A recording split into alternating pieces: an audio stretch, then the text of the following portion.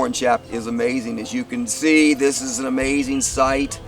We don't know exactly when it was built, probably about the 10th century BC. There have been people living here probably since about that time, because where were settlements? Always where you found a source of water. And that shaft is actually just simply about getting to water. Yeah, for sure. You have to get to the water. And so they have the great walls, but they need a way to get to the water if someone's attacking. They can't go outside the city to go get it, so they need to have a way to get down to it within the walls. And so that's what Warren Shaft is all about. It was discovered in 1867 and is named for Warren, who discovered it. How did he find it? Yeah. They actually went in where the Gihon Spring begins. The Gihon is the source of fresh water for the city. Gihon means gushing, because some springs are going to have a steady flow of water. The Gihon surges water and then slows down, and then surges water and slows down. Today that's not the case. They have it controlled, so it doesn't do that. It is a more steady stream. But in the past, it would be surging and then not surging. So it was very dangerous for the early people who came through. One of the folks described his experience going through, and just his head was above the water at one point. So it's scary. If you got a surge at that point, you could drown. Okay, so how did they get it to steady, or?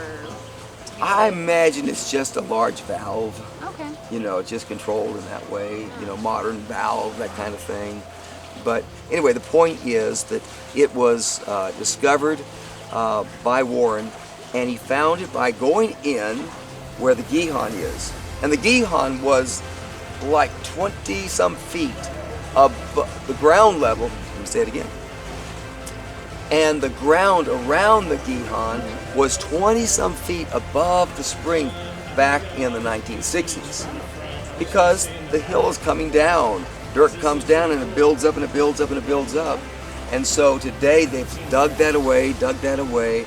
So now we're closer to what would have been the ground level days of David.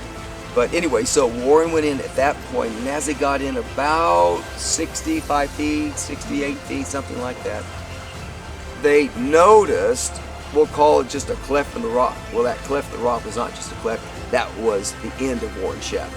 And they actually went up that shaft. They did it by taking boards and they'd place it in the wall and support them, make sure they're secure, and then take another board and then climb up to that step. Like making a little ladder?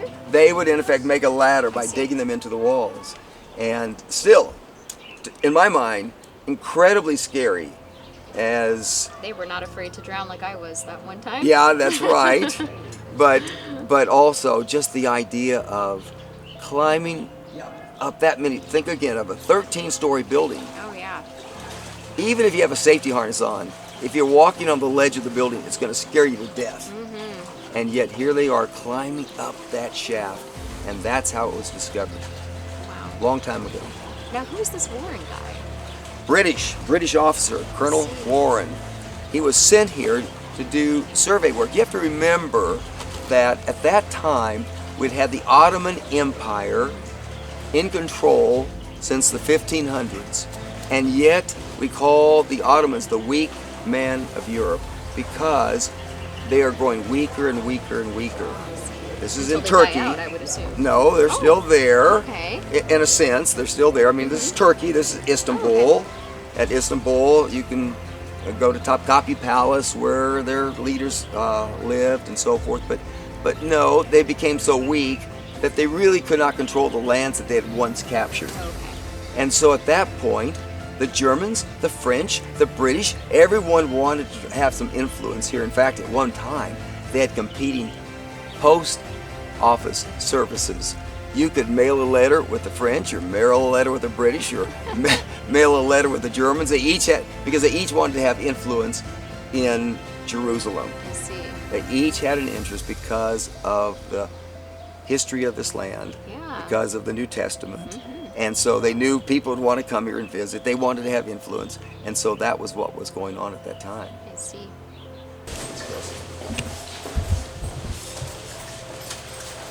Surely we can't go down.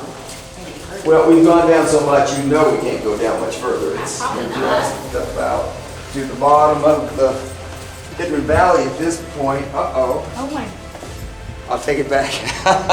I knew that'd surprise you. Okay. cannot believe that. That's crazy. Wow. Unbelievable, isn't it? Wow. Wait till you see the shaft. Is it It does. Oh my goodness. It does. The rains come, they soak through Mount Moriah. That's the Jerusalem Mountain. And they come out near the very bottom, and that's where we'll be.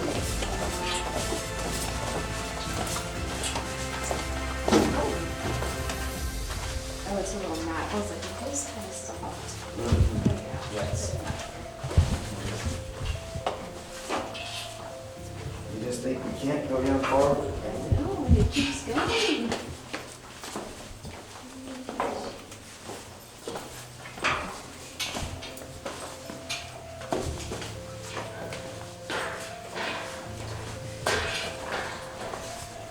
You can imagine Jebusites even coming before King David ever came here. So now for thousands of years, there is Warren Shaft. Can you look? Come on. You can do it. You can do it. You can do it. You can do it. Look. Look Oh my all the way gosh. over. Can you see down there? Wow. It's a long way down. And those men in 1867 discovered it by coming in the Gihon. They saw it. It's about 65 feet in when you leave the Gihon. And they noticed it on the right, and they explored, and then they realized it was a shaft. And so they got boards, and they came from down there up to here on those boards.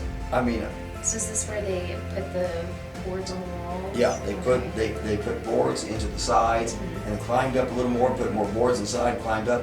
But still, one board break, and you're dead. Yeah. You know, I mean, just it's scary just to think about.